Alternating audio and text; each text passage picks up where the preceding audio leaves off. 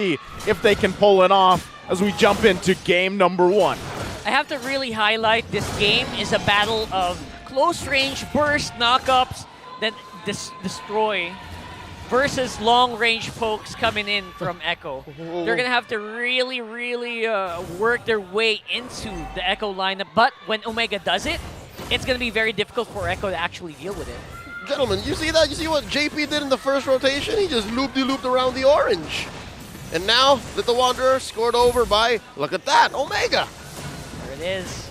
So far so good. They're really leveraging their tankiness, and they're able to really control every part of the map they can, especially right now that the Ixia isn't in anywhere form to be able to contest. Same with the Novaria, right? They're going to need some time, they're going to need some items before they can actually become a threat. And the builds also speak very much into fighting into this kiting lineup that Echo has. Yeah, nothing, in terms of what we're used to seeing in emblems, Echo is going for literally pure mobility for the most part. They want to be working around that, putting pressure on Kelra, right? Because Leo even mentioned this. This might be the time, really, for Kelra to shine in this matchup if he can get to that point, and I think Echo knows that, right? That's why they want to put pressure in that gold lane if they can. Real quick, too, we've got some MPL Philippine trivia. 2 words, Quantum Charge.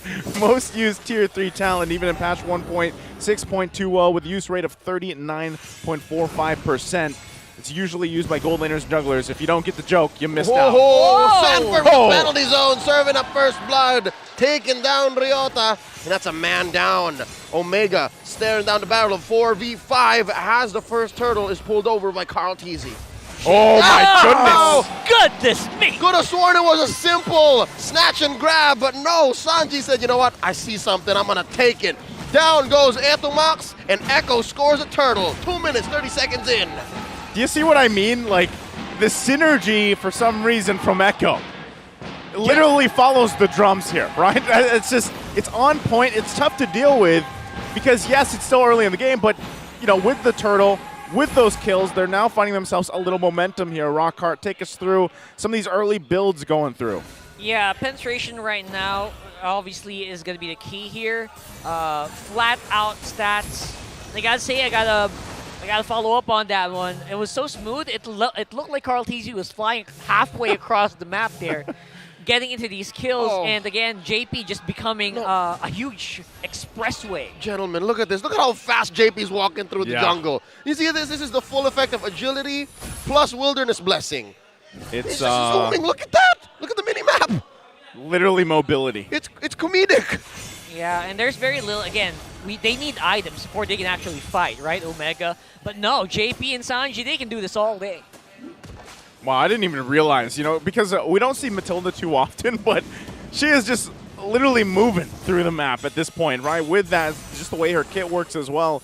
No wonder so many teams decide to just ban out Matilda. They don't have to deal with it, but for Smart Omega, right, look at this. I mean, this is Etumax versus JP here. Now, that's what I want to see, though, is if Etumax can find some of this pick-off potential. You clearly draft a Kadita for a reason, right? Your sole purpose is to burst a enemy opponent down, get that advantage if you can. So if Etumax continues to get zoned out by JP alone, you're going to have some trouble, right? Especially as the game goes on here. I think that's the biggest challenge right here because, again, if you want to get these kills, you got to get near the opponent. And Echo, they can smell you from a mile away. That's a problem here. They can smell you. They can see you all flicker in. Wild charge.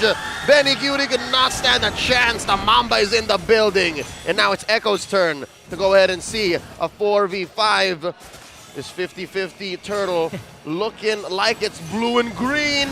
Now Matt collapses in. Ryota comes through as well. Popping the appraiser's rat. Carl Teasy and JP circling around. Turtle at a 10th of its health. Sanji still takes it. How? And they take one down. Chaklu's fallen. Carl Teasy traded out though. Kelra falls as well. There's buddies everywhere. Wow! As JP gets on out of here. Matt, can he live? Oh, he's not going to survive. Double kill for the Apex Predator. 40! That was a disaster. They're not even done yet. Sanji! What? The San duo don't stop. His recall button was stuck for a second. It's better now. He's okay. He's all right. He's fine. He's fine. He looks good. All right, Man, Sanji's on fire. Whew. Well, there you go. That we just see it right there. I mean, Omega can get in front of Echo, but what do you do after that? Like, the damage is just more. They can get in front of him, on top of them, around them, but yeah, no. What are you gonna do when you get there? That's the problem, right? Now, we saw a little bit of hope, of course, when they made that play in the bottom lane against Benny Cutie, but you know, Smart Omega gonna have to keep doing something, right? They have to find a way. They can't just continue to lose these resources to get further behind, and it looks like they might go for something. Oh, here we go. Sanford to the penalty zone, trying to take out Etomax, but that's the rough waves. The captain still survives. Razor's Wrath coming in from Carl Teasy. 2v1, pushing away Chakno and Briota. That's a no-go. Yeah, we're seeing the strength of this line. Oh! Benny Cutie gets jumped onto by Matt, popping the Poissons. Benny Cutie flickers up. Kelra gets a kill. Good pickup. They found something. That's what they had to do. I mean, they're making it hard for Benny Cutie. And you know, Rockart, you talked about this specifically, even with the Ixia, right? Oh, at Tumac. Oh, look at JP. He's not done. Coming in with a circling eagle to finish the job. Woo! As I was saying, you talked about this. You know, the fact that Ixia. Oh no, Jack. No, he should be fine. He should be fine. Mamba with the power of wilderness. He's okay. Okay. Ixia struggling right now, but the rest of the team doing great. Kelra just trying to farm up, right? Has some of the rest of the team here. They might be able to contest this turtle and actually secure it for themselves. But Carl Teasy, JP, and also Benny Cutie in the area. Sanji as well. Astral echoes more than enough as Carl Teasy threads the needle, goes ahead and steals.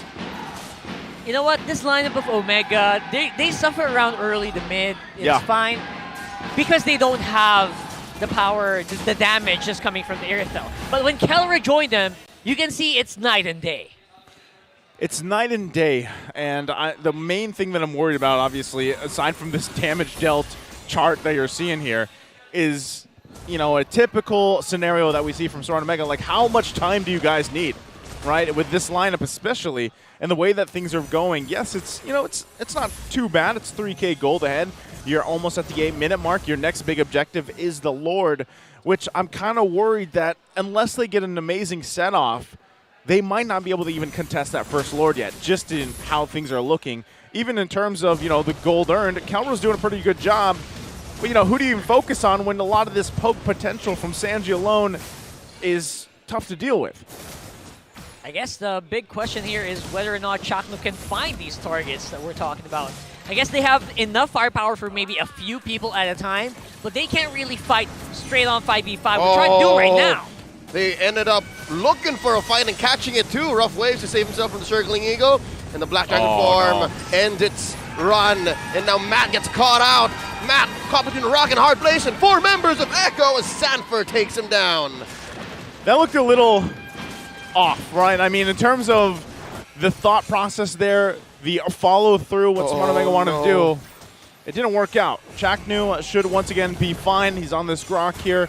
But Smart Omega's going to lose some stuff, especially this Tier 1 turret right before that first Lord comes up, unless they somehow hold on to it, but most likely Echo will look to get that if they can. Yeah, look at JP. He's just going ham right now. There it is.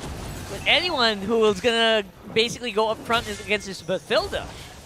Dude, JP's been playing since minute -2. He's been game before the game even started, and that's showing right now. I mean, look at, like, his build-wise even, right? It's nothing crazy, but the amount of poke he can do is crazy as well. Oh, look at this. Chaknu. Coming in. Here's the answer from Sanji. Astral Echoes. Spots a few. Circling Eagle from JP. Catches Kelra from the back. And Lord still standing. Penalty zone from Sanford. And the Guiding Winds. Tries to get a beat on the Kelra. Still up. Sanford very low. Poissons popped in. Down goes Etomas. Carl Teasy gets a kill. Sanford shutting down. Got him by Matt. And they're all dropping. Chaknu and Kelra are the only ones left. It's just the Filipino Savage. And Benny Cutie's not done with him. Oh, they let him go. As Carl Teasy goes ahead, finishes the Lord, starts it up one more time. Now, it looked good for a moment there, but like we mentioned, all the damage of this Omega lineup right now basically resides with Kelra. And Kelra was being ganged up by 2 Echo members there, so it was actually very difficult for him to participate in the other parts of the fight, where the tanks were getting beaten down. And there was very little they could do after that initial burst of damage. Yeah, you kind of saw that whole fight unfold. And it just basically speaks. It paints the picture on how far behind Smart Omega is right now. And, you know, I think a lot of people are just waiting for them to find some form of hope within this match because, you know, we've seen this before. And it could happen, right? If they're able to defend, Kelra, if he continues to build up what he can, they might just have to rely on a great setup once again from either Chaknu or Etumax finds a pickoff potential. But at this point, you know, some of that, even that combination when you have a Kadita with the rough waves, it might not even be enough, you know, but it could be followed up, especially from Kelra now that he's got this Malefic Roar in his hands. This is where they have to be able to defend, find some form of hope, turn the tide if they will. Well, we'll see if they can handle it because right now Echo will be marching down Etumax. Really low. And he gets on out of there. OMG working on this Lord. Successful defense. No inhibitors falling just yet. They got good damage, but right now, what else can they do outside of their base? Again, if you're under these turrets, it's very easy right now. You got walls from Chaknu. And JP with the Circling Eagle canceling it. Scrambling Omega just a little bit more. Chaknu using that Guardian's Barrier to maximum efficiency. Oh, but they need to manage these waves. They're crashing in constantly. And they're getting poked out so much. Benicuti's not even joining these fights yet. So there's that range damage that we're expecting from this Ixia from downtown that's going to be very difficult for Omega to answer. I'm wondering if they actually want to press this situation. You can see this is the power of a Novaria as well in the hands of Sanji. Man. They're going to go. One more time, a canceled Circling Eagle as Echo makes quick work of that wave, but just the same, Omega holding on. They're holding on to these inhibitors. Yeah, it just feels like a bit of a temp check here for Echo, you know, just measuring up their opponent right now. Are they going to overreact here with a Circling Eagle? Will they try to go for something nuts? But I guess Omega still has a lot of that trigger discipline that we expect from these players. I feel like it's going to be, you know, next time we see them do that, obviously Echo, despite the lead that they have, they want to be careful, they want to be disciplined, but Omega might have an answer here. Oh! Tit for tat. Sanji saw that coming from a mile away. Flicker Wild Charge answered by an Astral Recall. And Omega once more caught scrambling around. At least they're outside their base. Yeah, those times where you expect Omega to get scrappy, no, that's not happening here right now because, again, the range advantage is huge between these two compositions. Where the damage is coming from is actually something that's very different because, again, it's always up close and personal here for Omega. Meanwhile, Echo, they have so much room to work with. Not to mention they also have a Mafilda that adds so much to their mobility. Yeah, this is hard too because as you saw there, right, there's quite a bit of gap even between the junglers, right, 2,000 gold or so. It doesn't really allow Matt to even contest this. If he gets into this fight and gets taken for surprise, knowing that even Kelra's not there, they could be in a bad position, bad situation here. JP here, going in with the Circling Eagle. Matt rolls out. Black Dragon formed by Ryota. They're trying to crash down on Carl Thesis, but there's way too much defense, way too much HP on the side of Echo as Matt scores a Lord and Kelra pushes down bottom with no casualties. What? So Omega pulled a fast one over the Orcas, but Ryota, can he survive? Comes in, Benicute wins the 1v1. I did not expect Matt to somehow get that. He was alone, surrounded by Echo players. I don't know what happened there. I would love to see a replay. I don't know why Echo didn't react to that. Quite questionable, but I don't know. I don't know what they were gunning for. Yeah, I'm not sure because I'm pretty sure Carl Teasy had his retribution as well. Like, was not expecting Matt to get that, but great that he did. Now, my question is, you know, you were down nearly 9,000, almost 10,000 gold. Yes, you've got the Lord here, but can you do anything with it, right? Can you use that as an advantage? Right now, it's going to be dealt with here. The bottom side, you can see everybody cornering up. Chaknu going to go with the conceal. Goes into the Y bush, ain't no one home. What's he thinking? He does have his flicker. Down goes the Lord. And Echo just finding the angle. Carl here finds a taunt. 1v1. Oh, they got Kelra! Dear Lord, off camera, just slightly to the left. That's a man down. The Omega Barangay holding on. 4v5 as Echo goes ahead, plans their siege here in mid. Oh, I don't think they're, I mean, they might possibly try to end it here. They have some clear they can use. Obviously, they have the Guardian barriers as well. But usually, if Kelra is going to be down in this lineup, you lose so much firepower, right?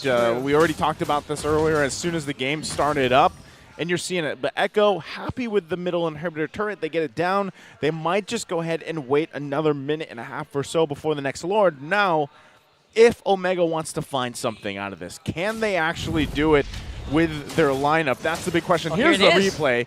So Matt, okay, Carl Teasy was just CC'd, basically. They were busy with Chaknu, basically. Yeah. So there it is. He's far away. Wow. Okay, and then he was waiting for the guiding winds, and he thought that was a perfect window, but when it happened, Matt already hit the retribution on the Lord. So that's what happened.